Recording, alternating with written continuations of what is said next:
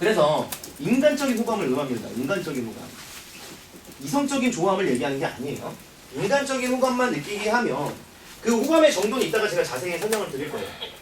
인간적인 호감을 느끼게 하면 일단 알고 지내고 싶은 사이가 된다는 거죠. 알고 지내고 싶은 사이. 이 신뢰를 주기 위한 첫 번째 개념입니다. 그리고 이제 두 번째 개념. 신뢰를 주기 위한 두 번째 개념.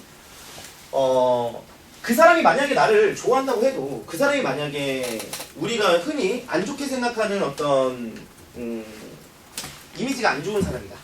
예를 들어 살인마라고 해보자. 자, 그 살인마가 날 좋아한대. 나 친해지고 싶어요? 이렇게 되죠. 자, 무슨 말이냐면 한 가지 예시만 더 하고 할게요. 우리가 카페 같은 곳에서 여자가 앉아있을 때 말을 걸면 여자들은 자기 자리이기 때문에 도망가는 일은 거의 없어요.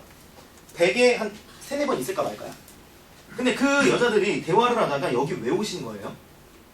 라는 얘기를 물어봐요. 그쪽 뭐 하시는 분이에요? 라는 걸 물어본다고요. 뭘 물어본다고요? 그쪽 뭐 하시는 분? 그 다음에 왜 오신 거? 자, 이런 게 왜 궁금할까요? 왜 궁금할까? 네, 범죄자는 아닌데 이상한 사람 자, 무슨 말이냐면 우리가 지나가다가 낯선 사람이 나한테 말을 걸러 왔을 때 우리는 경계심이라는 게 됩니다. 뭐 전단지를 주려고 상업적 행위를 하는 건지 도를 하시니까로 나를 낚이려고 하는 건지 이 사람이 나한테 왜 말을 거는지 일단 경계심이 발동해요. 그 경계심이 발동하는 원인은 그 사람이 누군지 모르니까 발동이 되겠죠. 누군지 몰라. 여기서 누군지 몰라는 좀 더 구체적으로 표현을 하면 그 사람의 신원을 알 수가 없다는 거죠. 다른 말로 얘기하면, 더 정확하게 얘기하면 이 사람이 사람한테 해코지를 하는 사람인지 사람한테 해코지를 안 하는 정상적인 가치관을 갖고 있는 사람인지 알 수가 없다는 거예요. 그러니까 사람의 신뢰라는 건 간단하게 얘기하면 신원에서 나오는 거고 방금처럼 디테일하게는 거기까지 갈 수 있는 거지만 그 사람이 누군지 알 때 우리는 신뢰라는 게 형성이 돼서 알고 지내는데도 뭐 손해볼 건 없겠다. 나쁜 일은 일어나지 않겠다. 라는 일이 발생한다는 거예요. 마음이. 학원을 다닐 때 친구랑 계속 학원을 다니다가 친해진 옆에 친구, 학교를 다닐 때 옆에서 친해진 친구, 회사를 다닐 때 동료들, 이런 사람들한테 우리가 경계심이 발동 안 하는 이유는 뭐예요? 나랑 같은 비슷한 환경에서 살아와서 비슷한 직군을 갖고 비슷한 완전 똑같은 사무실에서 같은 일을 하는 사람. 결국 나쁜 사람은 아니라는 느낌이 거기서만으로 딱 든단 말이에요.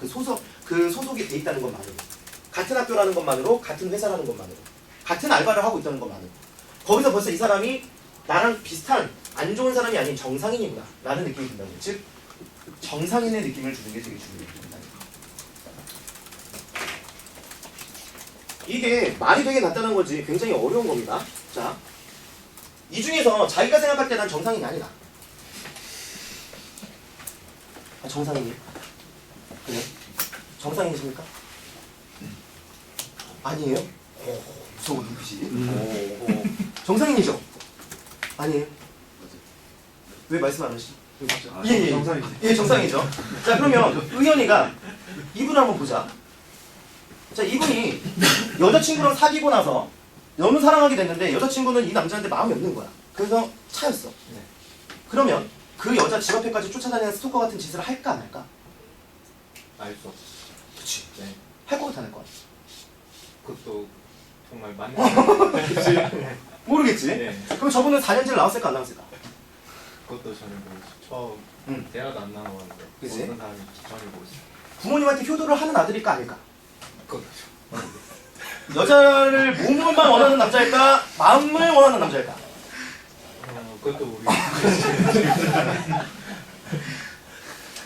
자, 본인의 이미지는 다른 처음 본 사람은 이렇게 판단을 하고 있다는 거예요. 그러니까 우리가 길거리에서 여자한테 말을 걸든 카페에서 말을 걸든 클럽에서 말을 걸든 밖에서 만나는 사람이든 간에 나의 이미지는 나만 알 뿐이지 내가 어떤 사람인지 나만 알지 그 사람 모른다는 거예요. 그럼 내가 여기서 이렇게 얘기를 해요. 저는요 여자한테 절대 쫓아다니는 짓을 안 하고요. 스토커 짓을 안 하고요. 저는 여자를 몸을 원하지 않고요. 저는 마음을 원하는 순수한 남자이다가 저는 4년제를 나와가지고 번듯한 집에서 살아갔고요. 화목한 가정에서 살아가지고 번듯한 가치관을 갖고 있습니다. 저를 선택해주세요. 이러면 여자가 어머나 신뢰가 가요 이러면서 알고 지낼까요? 그런 말들은 의미가 없겠죠. 그런 신원들은 물론 이제 어떤 직장을 내가 말한다고 해서 길거리에서 말 걸었는데 저는요 삼성 다녀요. 그럼 여자가 믿어요? 안 믿겠죠. 알 수가 없죠. 믿고 안 믿고를 할 수가 없는 상황이죠. 그러면 내가 내 신원을 내 그리고 신원은 자꾸 내가 예시로만 활용한 거고 신원이 아니라 정상인의 이 느낌을 주기 위해서 무슨 짓을 해야 되는가? 무슨 짓을 해야 되는가? 자, 두 가지 포인트로 나눠서 생각하시면 돼요. 첫 번째는 나를 좋아한다는 느낌을 주게 되는 이런 비와 같은 행동들을 많이 할 것. 이거를 앞으로 이제 디테일하게 배우실 겁니다.